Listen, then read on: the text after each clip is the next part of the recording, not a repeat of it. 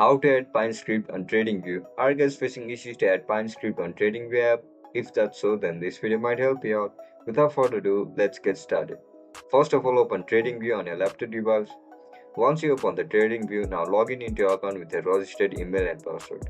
Once you get logged in, now look at the bottom of your screen where you can see this Pine editor.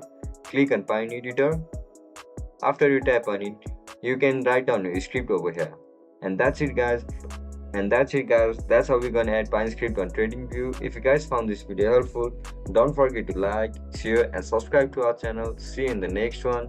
Bye bye.